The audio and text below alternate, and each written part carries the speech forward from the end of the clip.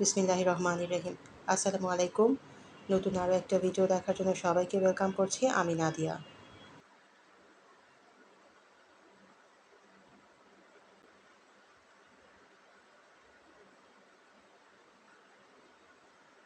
আমার বোনরা সবাই কেমন আছেন? নিশ্চয়ই সবাই খুবই ভালো আছেন। আলহামদুলিল্লাহ, আপনাদের দোয়ায় আল্লাহ পাকের অশেষ রহমতে আমরাও সবাই ভালো আছি।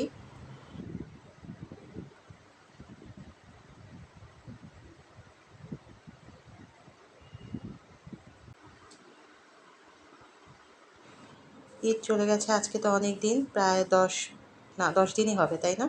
গত বৃহস্পতিবার ঈদ হলো, আজকে আরেকটা শনিবার। হ্যাঁ, তো 10 দিনই হবে ঈদ চলে গেছে। তো এখন তো আস্তে আস্তে আমরা সবাই নর্মাল জীবনে ফিরে আসছি। ঈদের আমেজ কাটিয়ে কিন্তু এখন সবার আবার ঘরে ফেরার পালা। আবার সেই ব্যস্ত জীবন, আবার সেই রেগুলার রুটিন।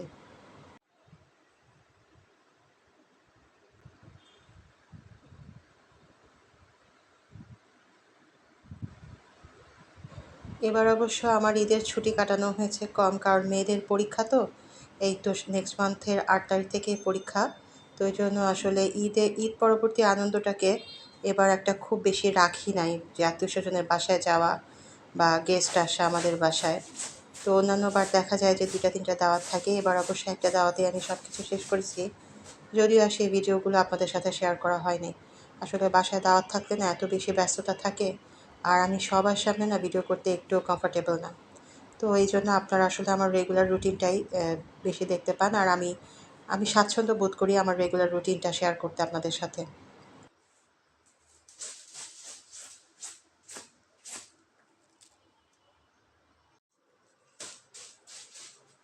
আজকে মোটামুটি বেশ সকাল থেকেই কাজ শুরু করেছি, কারণ ঈদের ঝামেলা এটা সেটা, তারপর নিজেরও একটু অসুস্থতা, সব মিলিয়ে না হাতের অনেক কাজ জমা পড়ে গিয়েছিল। তো গতকালকে রাত্রে আমি ভেবে রেখেছিলাম যে আজকে সকালে কী কী কাজ করব। সর্বপ্রথম আমার পুরাটা বাসাটাকে ঝেড়ে পুছে ক্লিন করা।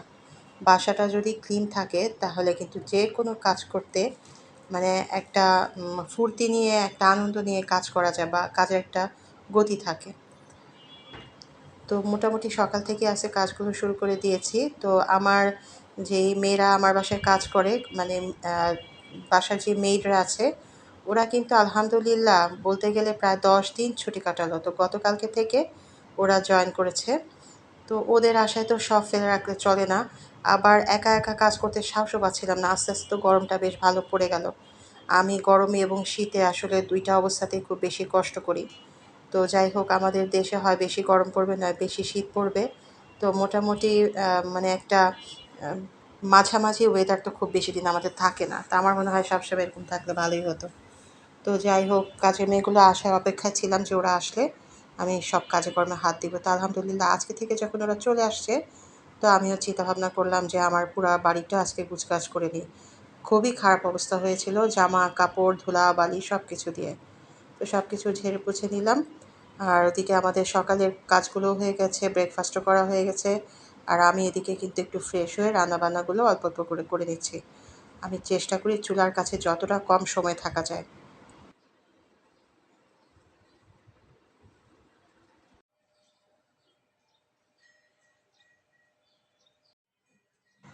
এই গরমের মধ্যে আমি দেখেছি যে চুলার কাছে যতক্ষণ থাকি, মানে ততক্ষণই আমি খুব অস্বস্তি বোধ করি। তো যাই হোক, সব কাজকর্ম শেষ করে এখন বিকেলবেলা একটু আসছিলাম মাথায় তেল দেবো। তো দেখি যে নারিকেল তেল অল্পই আছে। তো ভাবলাম অল্প থাকুক আর বেশি থাকুক, চুলের অবস্থা কাওয়ার বাসা। সরি, মানে চুলের অবস্থা এত খারাপ। তো আজকে একটু তেল দিতেই হবে চুলে। তো এই সময়টা আমি হাতে ছিল বিকেলবেলাতে। তো এই সময়টাতে নিজের একটু কেশ চর্চা করে নিলাম। তো কেশ বলতে এখন আর বেশি কিছু নাই, অল্প কয়েকটাই আছে। একসময় ছিল অনেক কেশ। তো এখন আর সেরকম কিছু নাই। যাই হোক, অল্প যে কয়েকটা আছে ওইগুলোকে ধরে রাখতে হবে। ওইগুলো যদি শেষ হয়ে যায় তাহলে তো সর্বনাশ। তো এই তো সকালে কিন্তু গাছে পানি দিতে পারি নাই আজকে, তো বিকেলবেলা একটু গাছগুলাকে পরিচর্যা করে নিচ্ছি। এত রোদ, এত গরম যে গাছের মাটিটা পর্যন্ত কেমন জানি শুকায় যাচ্ছে।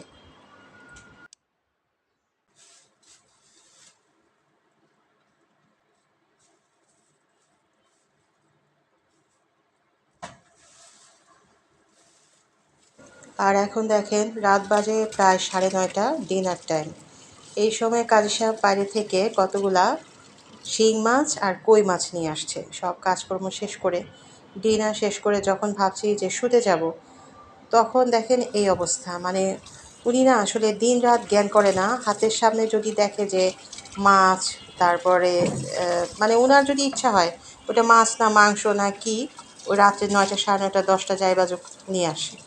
তো এইজন্য আমি মাঝে, মাঝে বলি যে, "রাত্রিবেলা তোমার বের হওয়ার দরকার নেই। তুমি কি না কি করে নিয়ে আসবা আল্লাহই জানে।" তো এই তো দেখেন এখন এই মাছগুলাকে তো এভাবে রেখে দেওয়া যাবে না। তো কিছু না কিছু গুছগাছ করে রাখতেই হবে। আমি আবার এভাবে পলিথিন ধরে রেখে দিতে পারি না। কারণ মাছের মানে একটা মাছের উপর আরেকটা মাছ থাকে না, নিচের মাছগুলো একদম কেমন যেন নরম হয়ে যায়। তো আমার কথা হচ্ছে মাছ আনার সাথে সাথেই মোটামুটি গুছগাছ করে রাখতে হবে। যে দেখেন কই মাছ, কাঁটাওয়ালা মাছগুলাই রাত্রেবেলায় নিয়ে আসছে। তো কী আর করা যাবে? আমি একটু আঙুল দিয়ে টিপে টিপে দেখছিলাম যে রাত্রেবেলার মাছ ভালো না কি কে জানে। তো যাই হোক, দেখলাম যে না, খারাপ না। আর মাছ অবশ্য আমার লাগতই। তো যাই হোক, অনেক কিছু চিন্তা ভাবনা করে আর বকা-টকা দিলাম না। থাক, মাছ তো খাওয়া হবেই।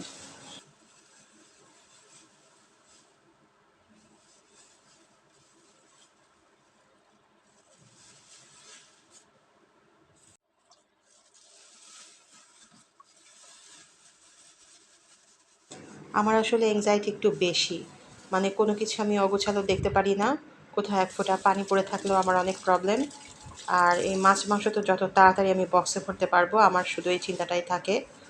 আর এংজাইটিটা বেশি কেন বললাম, আমি যদি মানে আমার যদি মনে হয় যে আমার হাতের আমি যে কাজটা করছি তার আশেপাশে কোনো একটা জিনিস যেটাতে আমার হাতের কণিটা একটু লাগতে পারে, ওইটা চিন্তা করলেই আমার মাথা নষ্ট। তো আমি কাজ করতে হলে একবারে সব কিছু ফ্রি রেখে তারপরে করি। তো এই জন্য কাজটাও আমার বেশি বাড়ে। তো এখন আমার সিঙ্কের অনেক কিছু জিনিসপত্র ছিল। তো সিঙ্কের জিনিসপত্রগুলো আগে খালি করে ডিশওয়াশারে দিয়ে দিলাম। আর তারপরে মাছগুলো কুচকাচ করে এখন ডিপ ফ্রিজে রেখে দিলাম। তো ডিপ ফ্রিজটা গুছিয়ে আসতে, আসতে মনে হলো কি যে বড় ফ্রিজটার কী অবস্থা দেখি। তো এই যে আপনাদের সাথে শেয়ার করলাম। দেখেন ঈদের পর থেকে কী অবস্থা। ঈদের কিন্তু বেশিদিন আগে না। ঈদের ২-১ দিন আগে আমি সুন্দর করে ফ্রিজটা ক্লিন করে নিয়েছিলাম। কিন্তু এখন দেখেন কী অবস্থা ফ্রিজটার। তো বাসায় যদিও মেহমান ছিল, খাওয়া-দাওয়া একটু বেশি ছিল, নাস্তা পানির আয়োজনটা একটু বেশি ছিল। তো এই তো এগুলো শেষ করলে তো আসলে ফ্রিজের অবস্থা খারাপ হবেই। কিছু খাবার লেফট ওভার থেকে যায়, আবার কিছু, কিছু আছে যে একটু বেশি পরিমাণে থাকে। আবার কিছু আছে একটু সাইড দিয়ে পড়ে থাকে, ওইটা হয়তো এখন সরাবো, তখন ফেলবো। এই করতে, করতে আর সময়ও পাওয়া যায় না। তো যাই হোক, তো সব কিছু খুলে দেখেছি ফ্রিজে কিছু রুটি বানানো ছিল। আলহামদুলিল্লাহ রুটিগুলা নষ্ট হয় নাই। আমার না মনেই ছিল না এই রুটিগুলার কথা। মানে ঈদের ঝামেলায় এই রুটিগুলা যে আগে করে রেখেছিলাম আর মনেই ছিল না। তো খুলে দেখি যে কী অবস্থা, দেখলাম যে না, আলহামদুলিল্লাহ এখনও নরম আছে, ভালো আছে। তো ভাবলাম যে কালকে সকালে নাস্তা হয়ে যাবে, নাস্তার চিন্তাটা আমার নাই। এখন গুছিয়ে রাখি। আসলে জিনিসপত্র সময় মতন, জায়গা মতন ঠিকঠাক পরিপাটি করে গুছগাছ করে রাখলে ওগুলো লাস্টিং করে বেশি। সেটা খাবার হোক বা অন্য ব্যবহার্য কোনো জিনিসপত্রই বা হোক না কেন। আর খাবারের তো বিশেষভাবে যত্ন নিতেই হবে। আমি এক ফোঁটা খাবারও কোথায় ফেলার জন্য মানে ফেলতে আমি রাজি না বা নষ্ট হতে দিতে আমি রাজি না। দরকার পড়লে কাউকে দিয়ে দিব, কিন্তু নষ্ট করব না। তো এই তো দেখেন আমার ফ্রিজটা একদম মোটামুটি এখন গুছগাছ করা হয়ে গেছে। আর এই পর্যায়ে এসে যখন আমি খুবই বিজি, মোটামুটি কাজ গুছগাছ করা হয়ে আসছে, তো এই সময় আমাদের বিদ্যুৎ চলে গেল আর কি। আজকে যে বিদ্যুতের কি একটা প্রবলেম আমরা ফেস করলাম, তো আসলে সবই নসিব করে আসছিলাম, কী করা যাবে। তো যাই হোক, তো এখন এখানে কিছু ফ্রুটস কুচকাচ করে নিলাম। এখানে কিছু আনার ছিল, আমি এগুলাকে হাফ করে তারপর ফয়েল পেপার দিয়ে মুড়ে রাখলাম। তাহলে ফ্রুটস আনারটা ফ্রেশ থাকবে আর রসটা পড়ে অন্য ফলগুলাও নষ্ট হবে না। তো এই তো আমার ফ্রিজ মোটামুটি গুছগাছ করা শেষ। বিভিন্ন রকমের ফ্রুটস ছিল, সেগুলোও গুছগাছ করে রাখলাম। আর যা খাবার-দাবার ছিল সেগুলোও সব গুছগাছ করে রাখলাম। তো আজকে এই পর্যন্তই। দেখা হবে ইনশাআল্লাহ অন্য কোনো কাজ নিয়ে খুব তাড়াতাড়ি। সে পর্যন্ত সবাই ভালো থাকবেন, সুস্থ থাকবেন আর অবশ্যই সবাই সবার জন্য দোয়া করবেন।